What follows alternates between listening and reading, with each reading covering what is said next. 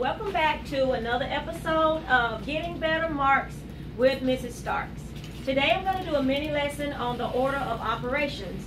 By operations, I am talking about adding, subtracting, multiplying, and dividing.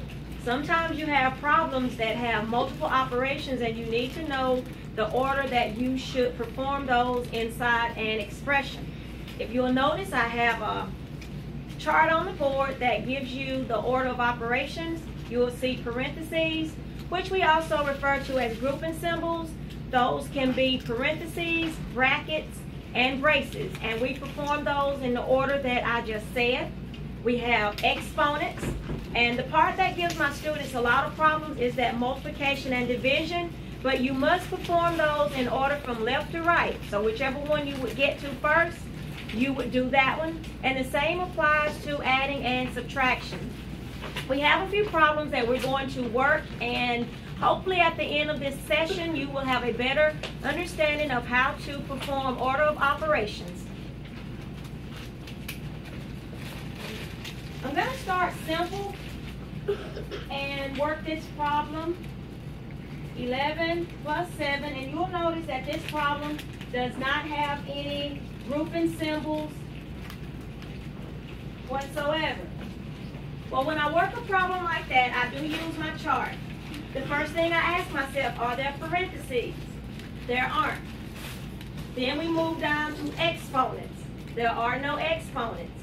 But in this problem, we do have multiplication and division. I like to underline the part that I do first, and I just consider it as performing a mini problem in a step of several mini problems. I do perform multiplication first, not because of the chart, but because I see multiplication first. That's an important step to underline what to do first. Once you solve that part, just rewrite anything in the problem that you did not use. So I rewrite 11 plus 7 minus 6 plus 8 divided by 2.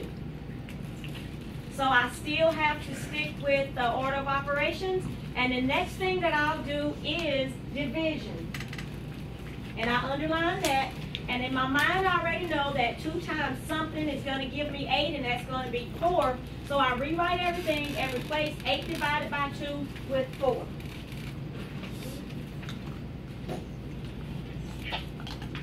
The next thing I have to do is see that there's adding and subtracting.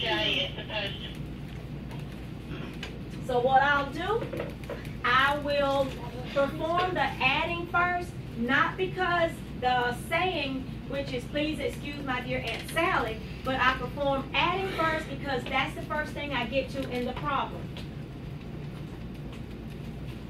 11 plus 7 is 18, minus 6 plus 4. Now this is a really good example that you do not do adding first, but you actually do the subtraction part first, because both of those are considered equals in a problem like this, but you get to the subtraction before you get to the addition.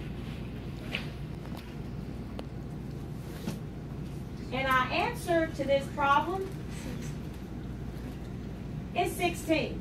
Now that's not too awfully difficult, but we're going to do one where there are multiple grouping symbols.